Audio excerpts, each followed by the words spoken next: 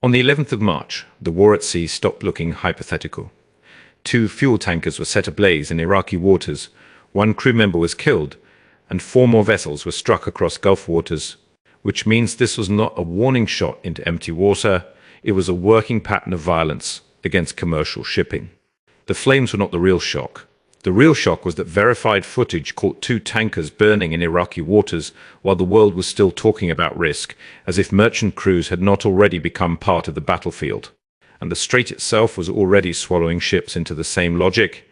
3 commercial vessels were hit there on the same day, including the Thailand-flagged Nayari, where 3 crew were believed trapped in the engine room. And that is the moment this stopped being a shipping scare and became a trap with human bodies inside it. If you want the part of war coverage that lands before the politicians catch up, subscribe now and tell me in the comments what this really looks like to you.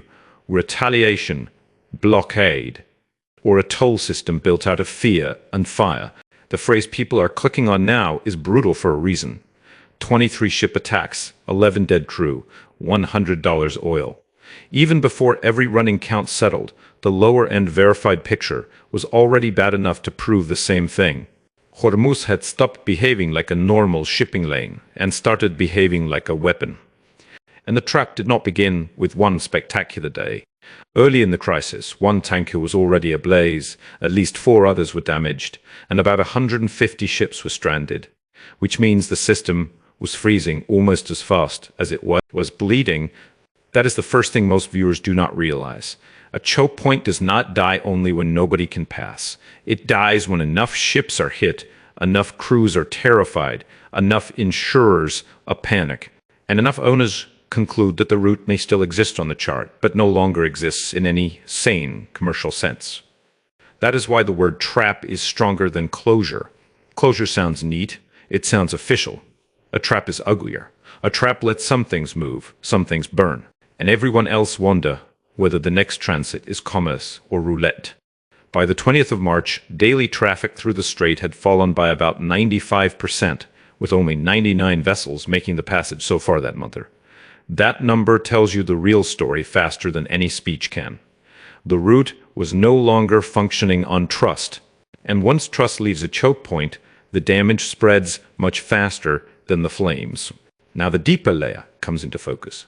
If traffic collapses that hard but does not go fully to zero, then this is not just a military disruption. It is selective pressure. It means somebody has managed to make passage feel conditional. That is the strategic leap hidden beneath the headline. Iran did not need to seal the strait perfectly if it could prove that normal movement now depended on fear, route distortion, and political tolerance. Once that happens, open and safe start meaning the same thing. What kept moving made the picture even darker. Traffic slowed to a trickle, and roughly half of the tankers still transiting belonged to the shadow fleet, linked to Russia and Iran, which suggests the lane was not simply paralyzed, it was becoming selective. With politically insulated actors moving through a space the formal market was too exposed to trust. That is how maritime coercion works. When it is smart, you do not have to stop every ship. You only have to make legitimate shipping feel naked, expensive, and 1 bad minute away from becoming headline footage. The shadow economy adapts. The sanctioned economy adapts. The people who get punished first are usually the ones still trying to operate by normal rules. And this is exactly why so much official language sounds weak next to the evidence. Governments talk about escorts, consultations, navigation rights, and stabilizing markets. But the lived reality for crews and owners is much simpler. If some ships need political protection, rerouted lanes, or tolerated status to get through, then the strait is no longer being governed by maritime routine. It is being governed by fear. That is the central question of this whole script.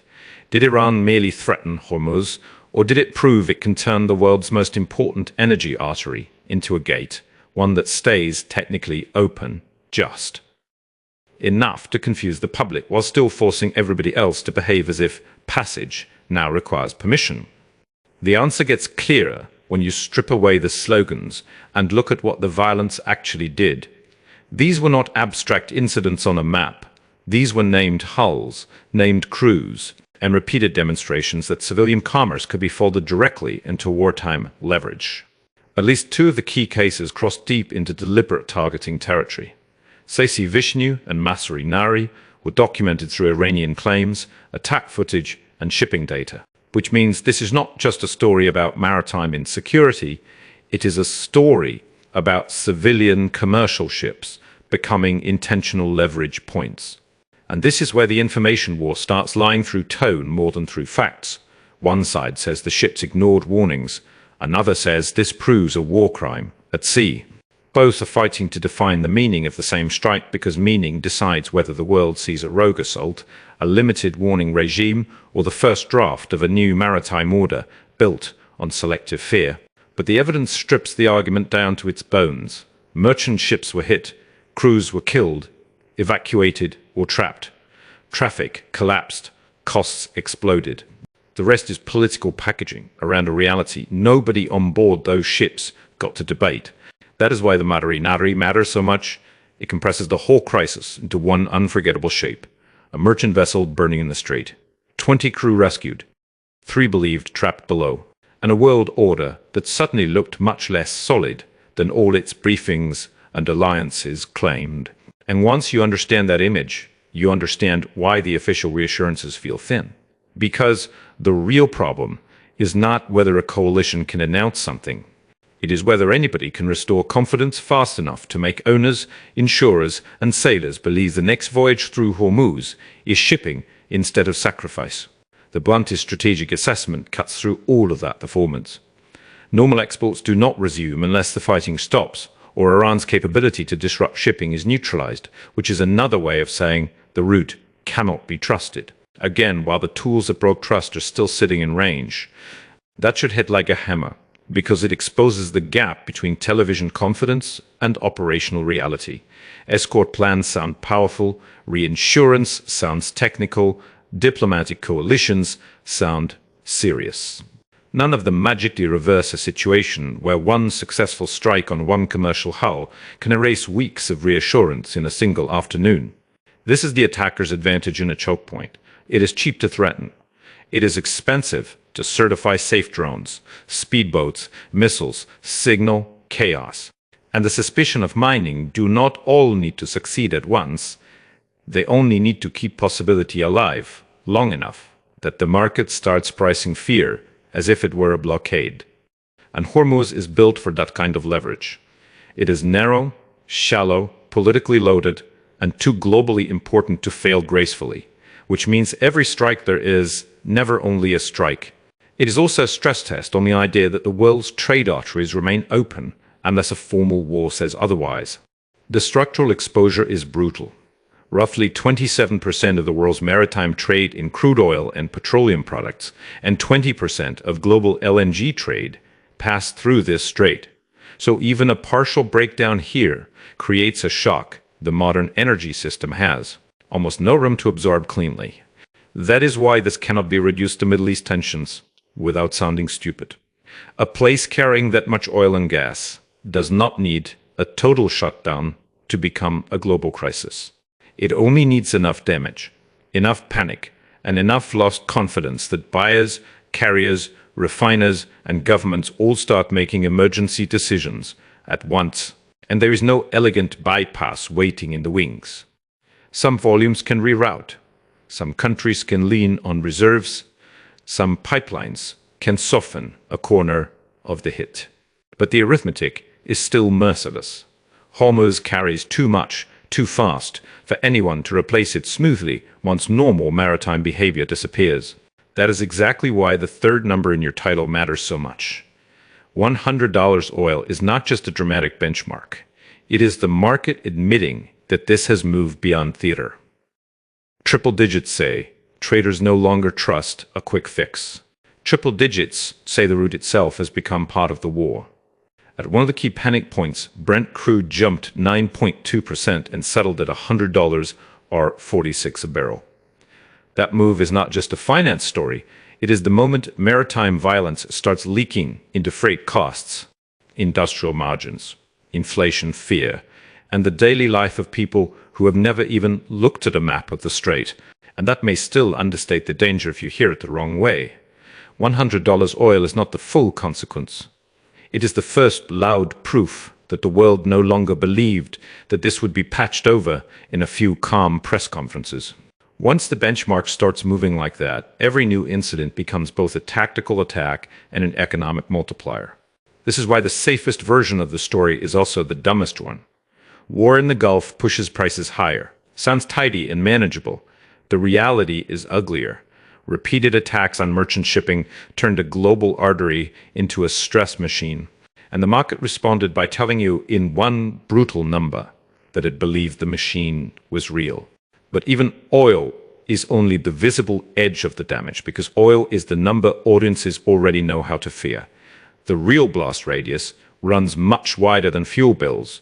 It reaches the industrial materials that keep farms productive, factories open, construction moving, and technology supply chains alive.